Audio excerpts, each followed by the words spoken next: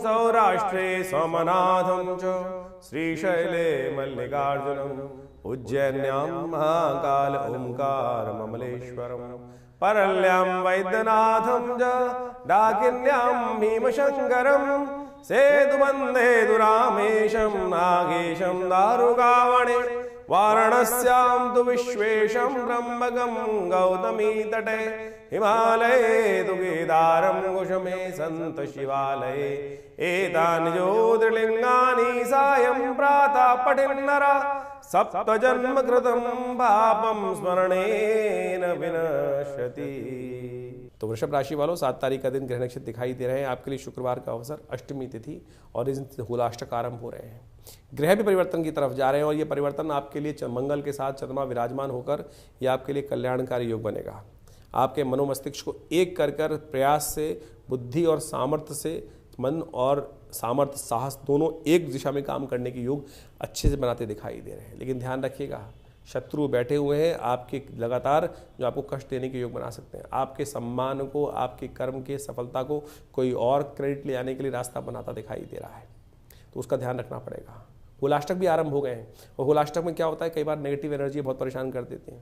वृषभ राशि वालों को खास तौर पे ऐसे में ध्यान रखना चाहिए कि अपने कष्टों को दूर करने के लिए होलाष्टक से पूरे साल के लिए अपने परिवार को बचाने का प्रयास करना चाहिए। नज़र, बला इत्यादि, नेगेटिव एनर्जी इत्यादि हमेशा कहीं ना कहीं से घेर घोट कर हमारे कार्यों में कहीं ना कहीं विघ्न उपस्थित करने का प्रयास करते हैं और बहुत सारे लोग अपनी नज़र से बचने के लिए अनेक अनेक उपाय शास्त्र में विद्यमान है।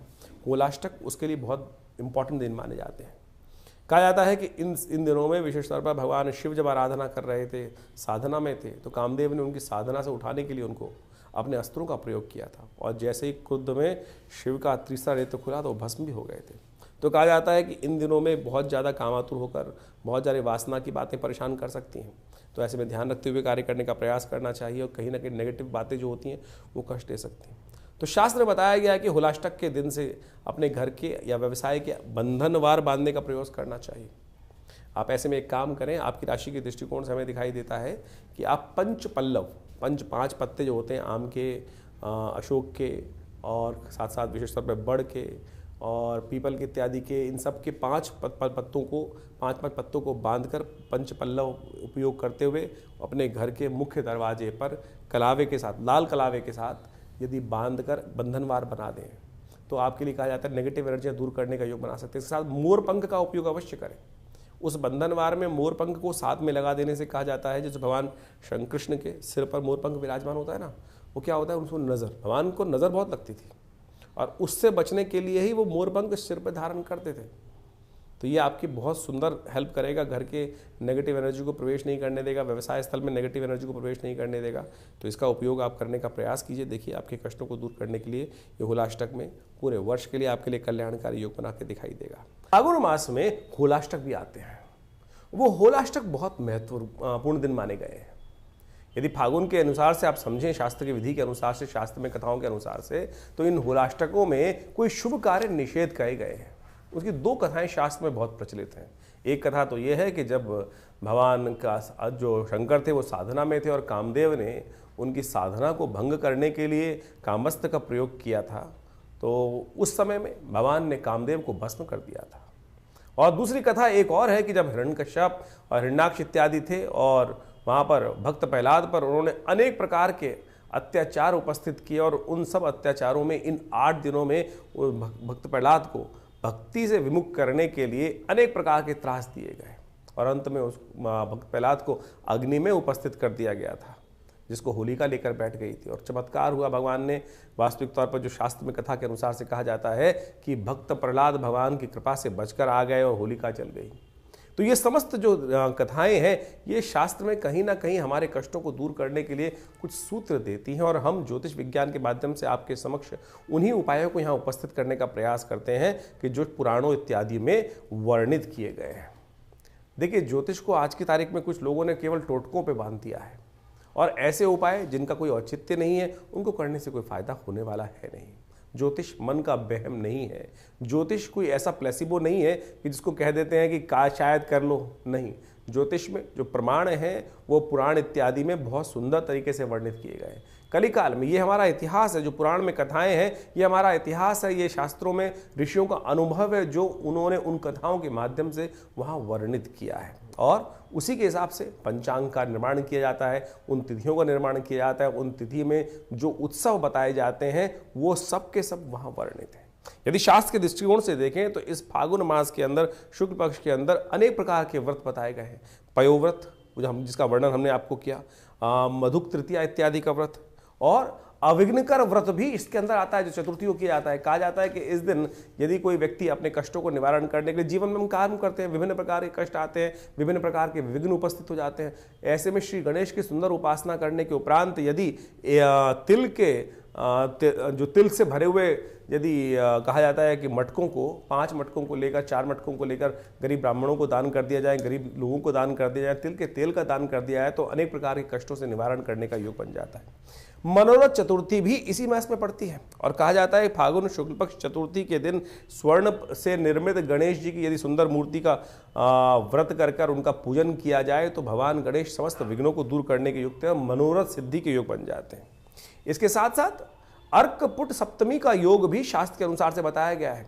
अर्कपुट सप्तमी के दिन कहा जाता है कि स्नान के पश्चात भगवान सूर्य का सुंदर रूप से ध्यान कर उनको अर्घ इत्यादि देकर और व्रत कर या अगर एक दिन पहले व्रत कर यदि भगवान सूर्य को अर्घ दें तो सूर्य संबंधित समस्त समस्याओं को दूर करने के अनेक रास्ते आपके जीवन में बन जाते हैं। सूर्य कीर्ति के मालिक हैं, और हर महीने सूर्य की संक्रांति होती है, तो उन सब में यदि विधि विधान के अनुसार से हम समय समय पर आपको उपाय बताते हैं, उनको करेंगे तो बहुत सुंदर रूप से कष्टों को निवारण करने का योग आप अपना अवश्य बनता है। और इसी दिन को सप्तमी को कामदा सप्तमी के रूप में भी माना जाता है, और भविष्य पुराण के अनुसार से कहा जाता है कि फागुन शुक्ल पक्ष सप्तमी के दिन जो स्त्री पुरुष भगवान सूर्य का नमन करते हुए उनका व्रत कर और उनको अर्घ देते हैं, अहि सूर्य सहस्त्रांशु तेजो राशि जगत पदे अनुकंपाय मां भक्ता गणगणम दिवाकरम, इस प्रकार से भगवान सूर्य को जल देने से यदि आपको क्रोध की समस्या है, यदि आपके जीवन में कोई कष्ट चल रहा है, सूर्य आपको यश नहीं देने जा रहा है, या सूर्य आपके कमजोर अवस्था में बैठे हैं, या सूर्य पाप ग्रहों से युक्त होकर बैठ गए हैं, तो इस व्रत को करने से सूर्य को शक्ति प्राप्त हो जाती है। तो अवश्य इन समस्त शास्त्र वर्णित उपायों को करने का प्रयास करना चाहिए। और विभिन्न पुराणों इत्यादि में जिस प्रकार का वर्णन किया गया वो हम समय बताते हैं। और एक सबसे बड़ा त्यौहार और भी आता है, भगवान जिसको कहा जाता है कि अभी हमने होलाष्टक के बारे में आपको वर्णित किया ही किया है। उसके बाद पूर्णिमा के दिन चंद्रदेव का जन्मदिन माना जाता है। कहा जाता है कि चंद्र दोष जिनकी कुंडली में लगा हुआ हो या किमुद्रम योग कुंडली में लगा हुआ हो, तो इस दिन भगवान चंद्रदेव की सुंदर उपासना करने से अनेक कष्टों को दूर करने का योग बन जाता है। जो चंद्रव्रत का वर्णन होगा वो अगले एपिसोड में हम आपको बताने वाले हैं, जब बीच में जो वर्णन आएगा, क्योंकि इस दौरान जो ग्रहों का योग पड़ रहा है वो हमने आपके समक्ष उपस्थित किया। तो आपको इन सब चीज़ों को सत्य रूप में समझने का प्रयास करना चाहिए। ये हमने इस कार्यक्रम के माध्यम से जो भी चीज़ें पंचांग के अनुसार से आपके समक्ष रखने का प्रयास किया है। कई लोग तथाकथित तौर पर ये बात को भ्रांति समझते हैं कि भैया ये उपाय से कुछ नहीं होने वाला। अरे शास्त्र में जो उदाहरण है उनको करके उन्होंने जो कथाएं बताई गई हैं उन सबके जीवन में कष्ट को दूर करने का मार्ग बना के नहीं बना। आपका विश्वास चाहिए, आपकी श्रद्धा चाहिए, और श्रद्धा से कष्ट निवारण करने का योग अच्छा बन जाता है। एक बात और समझें, वास्तविक तौर पर ऐसा कोई भी कष्ट नहीं है जो आज आया है पहले ना आया हो। ये संसार अविरल क्रम से चलता आया है। तो जो उन सब योग, अगर आप वेद पुराण इत्यादि पढ़ें, अथर्ववेद को पढ़ने का प्रयास करें, तो वहां अनेक मनोकामनाओं की सिद्धि के लिए शास्त्र में अनेक उपाय बताए गए हैं।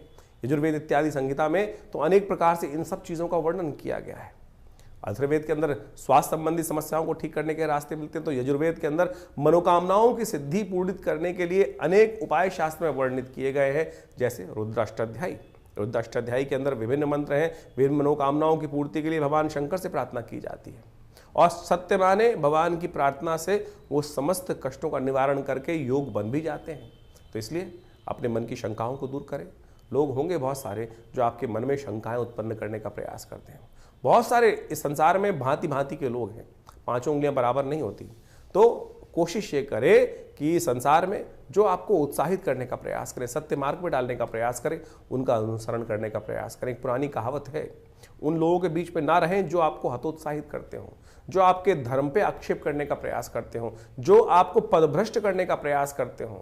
सत्य राह पर चलने, धर्म का पालन करना शास्त्र का एक नियम है, और जो धर्म के साथ चलते हैं, धर्म के वर्णित नियमों के अनुसार से चलते हैं, धर्म में वर्णित परंपराओं का निर्वाह करते हैं, धर्म स्वयं उनकी रक्षा करता है।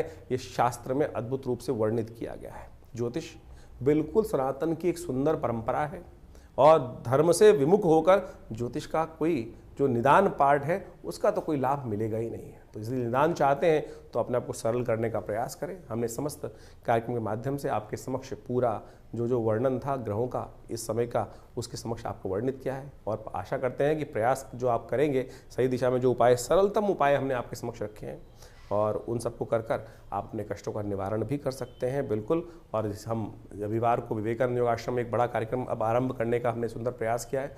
महीने के हर पहले रविवार को हम यहाँ पर आश्रम में सुंदर जन्मपत्रियों का, जो बहुत सारे लोगों के समस्याएं जीवन में होती हैं, वो कष्ट निवारण चाहते हैं, लेकिन जो आश्रम की जो फीस इत्यादि हैं वो देने में बहुत सारी समस्याएं लोगों के साथ होती है। तो हमने महीने के पहले रविवार के दिन सुबह 8 बजे से लेकर करीब 11 बजे तक एक कार्यक्रम रख दिया है।